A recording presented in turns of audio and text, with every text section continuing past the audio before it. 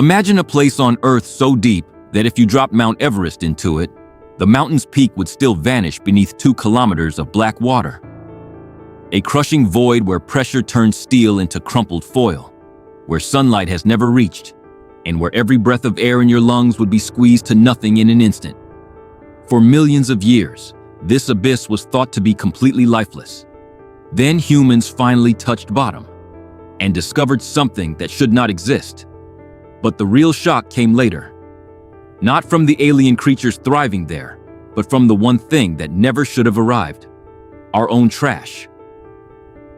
And now, while the world argues, one nation is racing to claim every secret this place holds. What exactly lies at the bottom of the Mariana Trench? And why is its story both the most hopeful and the most disturbing tale in ocean exploration? Our story begins not with daring submersibles, but with the quiet British ship in 1875. The HMS Challenger was on a 4-year voyage to map the ocean floor using nothing more than a lead weight and miles of rope. Day after day, sailors hauled that rope hand over hand through tropical heat and freezing storms. Most of the time, the weight stopped at 3 or 4 kilometers down.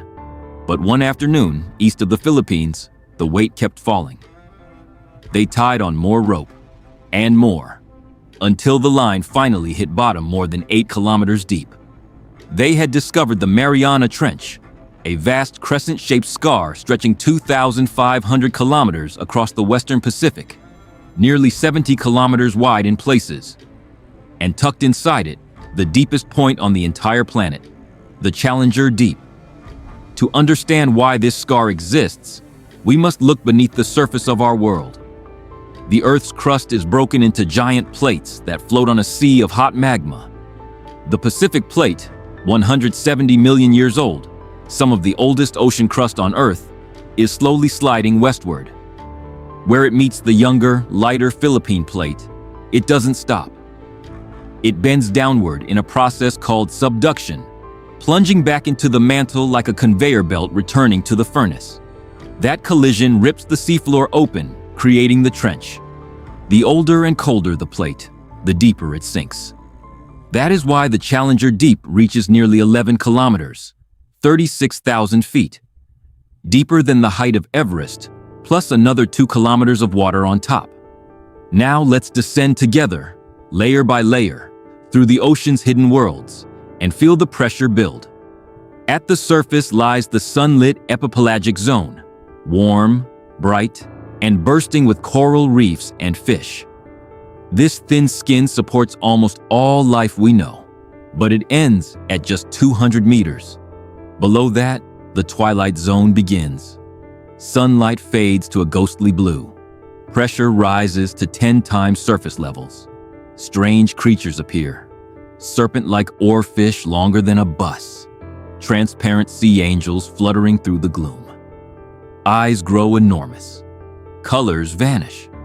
At 1,000 meters, we enter the midnight zone. Total darkness.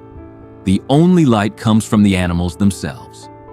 Bioluminescent lures dangle like fishing rods. Giant squid with arms stretching 6 meters drift like nightmares. Pressure now equals the weight of an elephant on every square inch of your body. Bring a blobfish up from here and it collapses into a gelatinous puddle. Leave it down here and it looks perfectly normal. Life has learned to live inside a living hydraulic press. Deeper still, past 4,000 meters, lies the abyss, cold, silent, and blanketed in soft mud made of marine snow. The slow rain of dead plankton, fish scales, and whale remains that has fallen for millions of years. This mud is a carbon graveyard, one of Earth's greatest natural climate regulators. Every so often a whale carcass arrives, an instant feast. Sharks, hagfish, and worms swarm in, turning death into new life for years. Finally, below 6,000 meters, we reach the Hadal Zone, named after the Greek god of the underworld. Pressure exceeds 1,000 times surface levels. Temperature hovers just above freezing. No sunlight has ever touched these depths. Scientists once believed nothing could survive here. Cells should rupture. Bones should dissolve. Then, on January 23, 1960, 2 men proved them wrong. U.S. Navy Lieutenant Don Walsh and Swiss engineer Jacques Picard climbed into a steel sphere barely 7 feet across, bolted beneath a gasoline-filled float called the Trieste. They began the longest freefall in human history, nearly 5 hours down. At around 9 kilometers, they heard a terrifying crack. One of the thick plexiglass windows had fractured. They had a choice: turn back or keep going. They kept going. At 35,800 feet, the Trieste touched bottom. Inside the freezing sphere, they peered through tiny portholes and saw something impossible: a flat creature gliding across the sediment, then shrimp-like animals, life. They stayed only 20 minutes before racing back up. Their discovery stunned the world. Yet for the next 52 years, no human returned. In 2012, filmmaker James Cameron made the first solo dive in the deep-sea Challenger. He described the seafloor as a desolate lunar plain, but his samples revealed dozens of new bacterial species and hints of life powered not by sunlight, but by chemicals seeping from the crust. Chemosynthesis. 7 years later, explorer Victor Vescovo arrived with a revolutionary submersible named Limiting Factor. He didn't dive once. He dove dozens of times, spending hours mapping, sampling, and filming. His team found vibrant rocky outcrops, sea cucumbers crawling like slow-motion vacuum cleaners, and 4 new species of giant amphipods, shrimp-like creatures up to 7 inches long that actually use aluminum to reinforce their shells, a trick found nowhere else on Earth. They also filmed the first extensive chemosynthetic gardens, thousands of tube worms swaying like underwater forests, and fields of clams packed so densely they looked like cobblestones.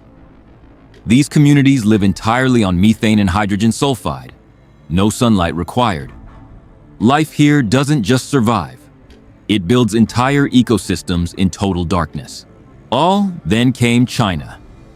While other nations slowed down, China launched the submersible Fendu, Strive, and sent it on 33 dives in 2021 alone. They collected more than 1,600 sediment samples and discovered over 7,000 new microbial species, 89% unknown to science. Their robots, some no bigger than a shoebox, now crawl the seafloor under their own power, returning again and again. China is building underwater research stations and fleets of autonomous machines. Why? Because the trench holds more than strange creatures. It holds methane hydrates, fire ice, a potential future fuel. It holds potato-sized polymetallic nodules packed with cobalt, nickel, and manganese, needed for batteries and green technology. And beneath the sediment lie the fiber optic cables that carry the entire internet, fragile lifelines that any nation with the right robot could reach or cut. But the most disturbing discovery came not from science, but from simple observation. On the flat sediment at the absolute bottom, farther from sunlight than the surface of the moon, Vescovo spotted a plastic bag and candy wrappers. Later analysis showed almost every creature collected contained microplastics in its tissues. The deepest point on Earth is not untouched. It is contaminated by us. Think about that for a moment. Creatures with gelatinous bodies and soft cartilage that never evolved bones because bones would shatter under the pressure, now carry our discarded shopping bags inside them. The same place that may hold clues to how life first began on Earth, around chemical vents rather than sunny pools, is also the final resting place of our plastic waste. Only about 400 species have ever been identified across all Hadal trenches, fewer than you'd find in an average backyard pond. Yet the area is larger than the entire continent of Australia. We have sent more people to the moon than have visited these depths. And with every new dive, we realize how much we still don't know. Giant single-celled xenophyophores the size of footballs. Mariana snailfish. Translucent ghosts that represent the deepest vertebrate on Earth. Sea pigs with antenna legs. All perfectly adapted to a world that would kill us in seconds. So what does the Mariana Trench ultimately tell us? It tells us that life is far more stubborn and creative than we ever imagined. In crushing darkness, under pressures that would flatten a car like a soda can, entire forests of tube worms and meadows of clams flourish on chemicals leaking from the planet's own crust. It tells us that the deepest places are not dead zones. They are alive in ways we are only beginning to understand, possibly even showing us how life on Earth started billions of years ago. But it also delivers a colder truth. There is no corner of this planet so remote that human fingerprints cannot reach it. The plastic in the guts of a creature 7 miles down proves that our choices on the surface echo all the way to the bottom of the world. The Mariana Trench is no longer just the deepest hole on Earth. It has become a mirror showing life's incredible resilience and humanity's inescapable reach. We have stood at the bottom of the abyss and seen both wonder and warning staring back at us. The question now is not whether we can explore this alien world. We already have. The real question is whether we will protect it before the last untouched corner of our planet disappears forever. What shocked you more? The impossible life thriving in total darkness? Or the plastic that followed us all the way down? Let me know in the comments. And remember, the ocean still holds secrets deeper than we can imagine. Until next time, keep looking down.